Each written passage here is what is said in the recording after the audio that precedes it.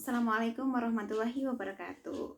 Sebelumnya, perkenalkan nama saya Husna Nadia Ulak Purbawati, NIM B219304 dari Akuntansi Keuangan Syariah kelas G.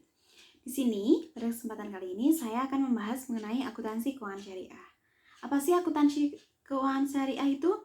Akuntansi syariah adalah suatu sistem yang mengatur kegiatan mencatat, menggolongkan dan meringkas, melaporkan, serta menganalisa data-data keuangan menggunakan prinsip-prinsip yang sesuai dengan ajaran agama Islam. Pengertian akuntansi syariah secara umum dapat diartikan dari dua kata, yaitu kata akuntansi dan kata syariah. Di mana akuntansi ini adalah cabang ilmu yang mempelajari tentang transaksi, pencatatan, penggolongan dan pengiktisaran untuk memudahkan untuk membuat laporan keuangan, di mana hasil dari laporan keuangan ini nantinya akan membantu kita dalam pengambilan keputusan. Sementara kata syariah itu memiliki cakupan aturan yang memberikan batasan mengenai yang boleh dan yang tidak boleh dalam ajaran Islam. Jika digabungkan, maka akuntansi syariah secara umum dapat diartikan sebagai laporan data finansial yang digunakan oleh perusahaan, lembaga, atau organisasi yang menggunakan sistem syariah. Akuntansi syariah sangat berperan penting dalam keberlangsungan ilmu akuntansi, terutama di Indonesia, yang sebagian besar masyarakatnya merupakan penduduk muslim. Standar akuntansi keuangan syariah dirancang oleh Ikatan Akuntan Indonesia atau IAI dan sesuai dengan Fatwa Majelis Ulama Indonesia atau MUI sebagai pedoman yang mengatur pengoperasiannya.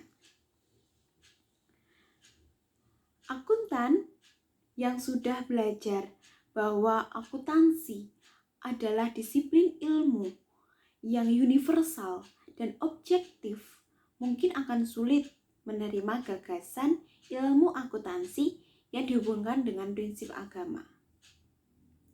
Faktanya, masyarakat justru memiliki cara yang lebih baik terhadap pelanggan, karyawan, dan kompetitor ketika menjalankan bisnis dengan menerapkan akuntansi syariah. Seperti yang telah dijelaskan pada bagian definisi tadi, akuntansi syariah menganut nilai-nilai Islam yang berasal dari ketentuan Allah. Ketentuan ini tertera di dalam Al-Quran, As-Sunnah, Ijma, dan Qiyas. Seperti pada Quran Surat Al-Baqarah ayat 282 yang merupakan dasar hukum akuntansi syariah, akuntansi Allah, dasar dari pencatatan akuntansi syariah yang memiliki kata kunci hutang pihutang, jual beli, transaksi, kejujuran, integritas, transparansi, akuntabilitas. Dalam akuntansi syariah, terdapat beberapa hal yang membuatnya disebut berbeda dengan akuntansi konvensional. Perbedaan yang paling mendasar adalah dasar hukumnya. Dasar hukum akuntansi syariah tentu saja bersumber dari prinsip dan ketentuan yang berasal dari Allah dan tertuang di dalam Al-Quran serta ijma para ulama.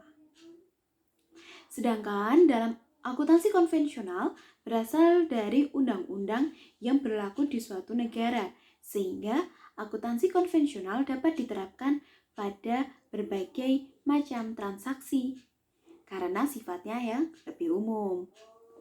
Hal ini berbeda dengan akuntansi syariah biasanya diterapkan dalam mengolah data-data keuangan berupa transaksi yang berprinsip syariah juga, seperti mudharabah, murabahah, dan yang lain sebagainya. Tujuan akuntansi syariah ini merupakan yang pertama, menentukan hak dan kewajiban pihak yang terlibat. Yang kedua, ada menjaga aset dan hak lembaga keuangan. Yang ketiga, ada meningkatkan kemampuan manajerial dan produktivitas. Yang keempat, ada menyiapkan informasi laporan keuangan. Dan yang terakhir adalah meningkatkan kepercayaan bagi para pengguna. Sedangkan prinsip-prinsip akuntansi syariah itu apa sih? Prinsip-prinsip akuntansi syariah yang pertama ada prinsip pertanggungjawaban. Yang kedua ada prinsip keadilan.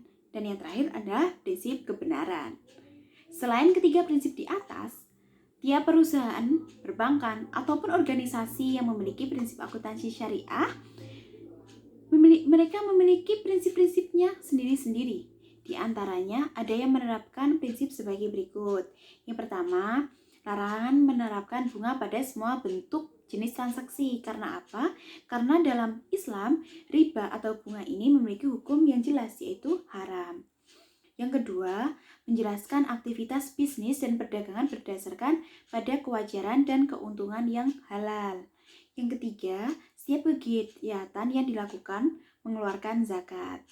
Yang keempat, menghindari adanya monopoli, jadi akadnya harus jelas. Yang kelima, membangun kemitraan dengan masyarakat melalui perdagangan yang dibolehkan oleh syariah Islam. Sekian presentasi dari saya. Kurang dan lebihnya saya mohon maaf. Terima kasih atas waktunya.